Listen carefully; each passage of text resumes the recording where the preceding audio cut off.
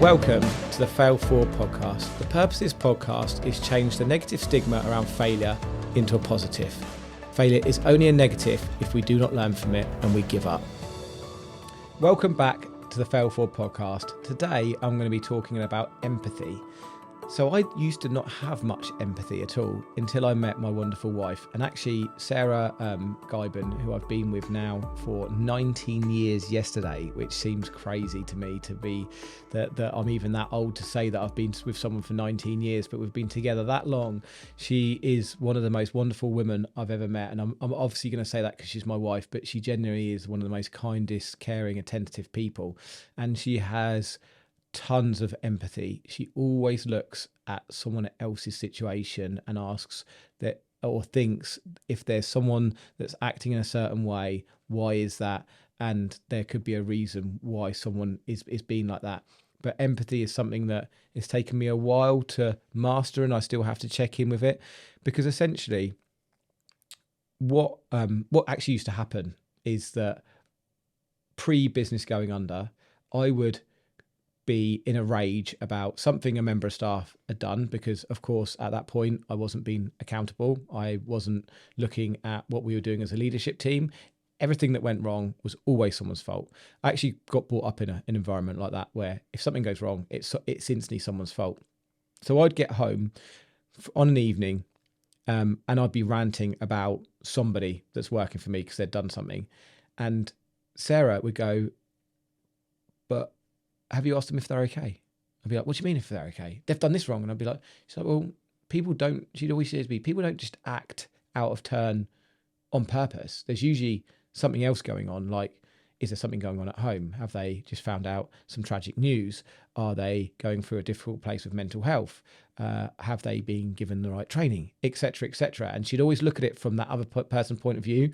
And at the time, it was the most infuriating thing, because all I'd want to do is get home, rant about that person, and be rant about them, crack open a beer, and just forget about it all.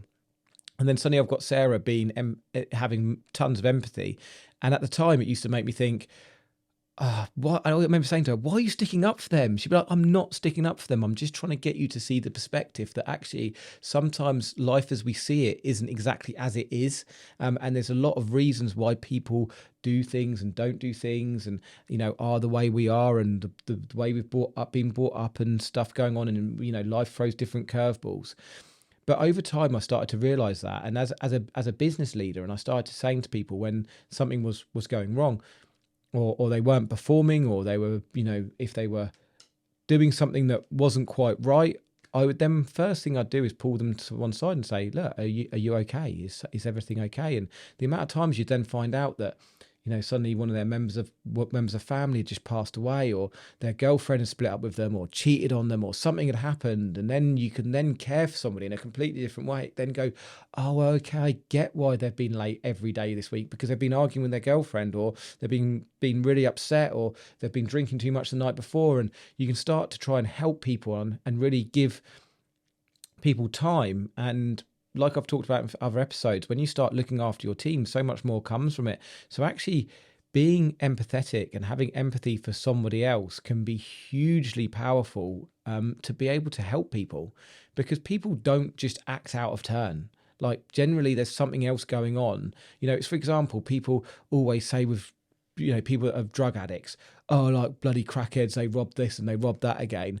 But they have no idea what that person's going through. They're at a point of desperation, like they need a fix, and no one knows until you have an addiction what that really feels like. So as soon as you start having empathy, yes, you're not saying it's right. You're not, if you're empathetic to somebody, you're not saying, "Oh, it's okay for them to go and rob somebody, or it's okay for them to go and do it." But you can start caring for them in a different way, asking them other questions, showing them other ways of doing things.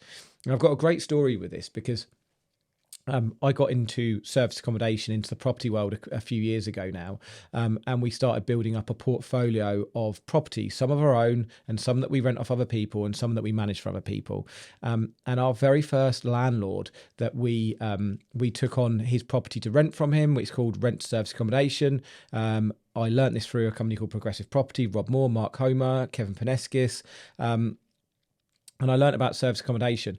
And the first landlord that we met, he had been living in his family home in Southampton for 10 years. He'd owned it from brand new, and he was moving out to a bigger house in Chilworth. And he was then going to rent us his property for 3 years. We dress it in furniture, and like an Airbnb, we go and put it onto Airbnb, Booking.com, and all of the other service providers for that industry. And we make money out of it, which is a great business. It's still running now, and we do well from it. But this was the very first one we took on, and it had been lived in. It wasn't really bad, but it wasn't your brand new clean rental property that you just walk in and say, "Yep, with your family, I'll take that on." It needed a deep clean. He had 4 sons. You imagine 4 sons living in a house; they're going to make some mess. There was handprints on the wall and all this kind of stuff, and it was a new build house, so it's probably, I think they're about 15 years old now. And we took it on. We then had to clean it. We had to do everything with it. But every day, our amazing cleaner, Claire, would message me saying, the landlord's turned up again, and he's sort of looking in the house and wanting to come in. Should he be doing that? And really, he shouldn't be. And I started getting more and more frustrated. Every day I was getting more and more frustrated because we knew we were having guests in the following weekend, and we were like, we don't want the landlord turning up when there's guests coming in. And my first thought was, I'm going to phone up the agent and tell him to tell the landlord to stop turning up every day. And Sarah, being Sarah in her amazing empathetic way, turned around to me and said, Henry, just think about it for a minute. This was his first family home where he's had all of his sons living in. He's going to be very protective of that home. How about look at it from his point of view? And this was really one of the not first times, because it dropped by this point, but one of the first times that I'd really seen empathy work in a really massive beneficial way to our business. Because what we then did is we phoned the letting agent, said, look, if you want to send the landlord and his wife around on Saturday, me and Sarah are going to be there, and we're just going to be finishing dressing the property, sorting the curtains out, finishing the final touches. Sarah was putting throws on beds and nice cushions and things like that. So the couple turned up and they walked in and they were like, wow, you have turned our home into something amazing. And she was saying to my wife, are you an interior designer? Which Sarah's not. She's done some graphics. She's a graphic designer by trade, so she understands colours and things. But we just IKEA'd it and just cleaned it basically. And they were blown away with how we'd looked after their property. And I was like, great, win-win. The landlord's not turning up anymore. The guests are happy. Let's keep running. But the magic happened a few months later when we started getting phone calls from the landlord's friends who all had properties saying, oh, you looked after my friend.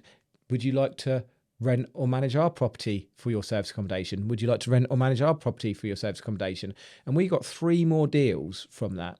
And that's where I wanted to tell you that story to show you what empathy can do. One, it's the right thing to do, to care and to love other people and understand where people are coming from. But also, when used in the right way, you can get massive amounts of deals and massive amounts of opportunity from understanding why people act a certain way they do, why people do things, why people challenge different people, and why things happen. So I would embrace empathy. And if someone cuts you, next time someone cuts you up in the car because they're driving fast, have a think about maybe that's because they're late for a doctor's appointment, or, someone's just passed away in their family, or there's a reason why they're doing that. Next time someone crosses you in the wrong way, I can always guarantee you they're not doing that intentionally. There's probably something else going on. So have love, have empathy, and look after people, because that's what's important in the world. Connection, people, and the future of life. Thanks all for listening to this episode. If you've enjoyed what you heard, please like, subscribe, and share. Thanks all.